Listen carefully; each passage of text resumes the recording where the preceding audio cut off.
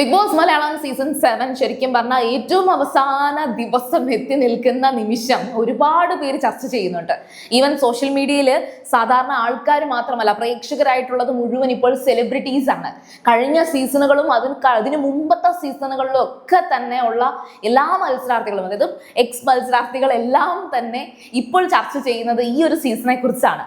അതിൽ തുടക്കമൊക്കെ ഈ PR-ന്റെ കാര്യം ഒരു നെഗറ്റീവായിട്ടാണ് വന്നതെങ്കിലും ഇപ്പോൾ അനുമോളുടെ പേരിലുള്ള ഈ ഒരു PR-നെ കുറിച്ച് ആൾക്കാർ പറയുമ്പോൾ അനുമോൾക്ക് മാത്രമല്ലല്ലോ, എല്ലാവർക്കും PR ഉണ്ടല്ലോ, പിന്നെ അനുമോളെ മാത്രം എന്തിനാണ് ഇവർ ഇങ്ങനെ ചെയ്യുന്നത്? കാരണം ശരിക്കും ഇവിടെ ആ ഒരു നെഗറ്റീവ് ആകുന്ന ഒരു പോയിന്റ് വന്നത് ഈ റീ എൻട്രി വന്നപ്പോഴാണ്. ശരിക്കും റീ എൻട്രി വന്നപ്പോഴാണ് ബിഗ് ബോസിന് റീച്ച് കൂടിയതെന്ന് എനിക്ക് തോന്നുന്നുണ്ട്. കാരണം ഈ സീസണിൽ ഇത്രയും വലിയ പ്രശ്നങ്ങളൊന്നും ഈ ഒരു 100 ദിവസത്തിന്റെ ഇടയിൽ സംഭവിച്ചിട്ടുണ്ടായിരുന്നില്ല. റീ എൻട്രി വന്ന് ഈ എവിക്റ്റ് ആയവരെല്ലാവരും കൂടെ ഒന്നിച്ചു വന്നൊരു നല്ല മത്സരം നമുക്ക് മുന്നിൽ കാഴ്ചവെച്ചു.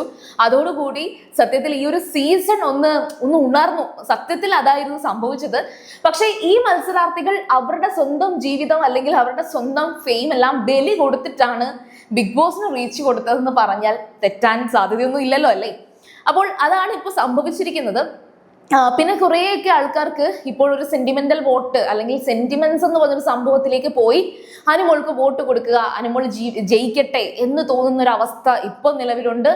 അത് മാത്രമല്ല, ഒരു കാര്യമുണ്ട്, ഈ പറയുന്ന അനുമോളുമായിട്ട് വ്യക്തിപരമായിട്ടുള്ള തെറ്റ് ചെയ്തിട്ടുള്ളത് അല്ലെങ്കിൽ അനുമോളും ഒരു വ്യക്തിയുമായിട്ടൊരു തെറ്റ് നടന്നിട്ടുണ്ടെങ്കിൽ അത് ഈ സീസണിൽ ഏറ്റവും ആദ്യം പറയാനാണെങ്കിൽ ജിസേലും ആര്യനും ഉണ്ട്.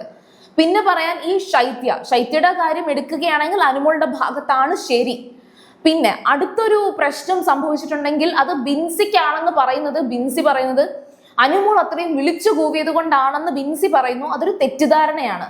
അതിനു മുന്നേ തന്നെ ബിൻസിയുടെയും അപ്പാനിയുടെയും പേരിൽ ഇത്തരത്തിലുള്ള അലിഗേഷൻസ് ഉണ്ടായിരുന്നു. പക്ഷെ അത് ഈ പറഞ്ഞ ശൈത്യയും ആദിലയും ഒക്കെയാണ് അതവിടെ ചർച്ചയാക്കിയത്. അതിനകത്ത് അനുമോൾക്ക് അത്രയധികം പങ്കൊന്നുമില്ല.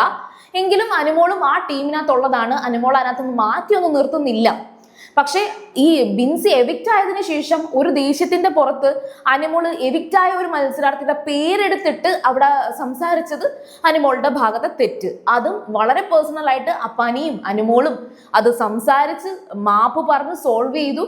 പുറത്ത് വന്നതിന് ശേഷമോ അല്ലെങ്കിൽ വളരെ മാന്യമായിട്ട് സോൾവ് ചെയ്യാൻ പറ്റുന്ന ഒരു വിഷയമായിരുന്നു അനുമോൾക്കും ബിൻസിക്കും ഇടയിൽ ഉണ്ടായിരുന്നത്.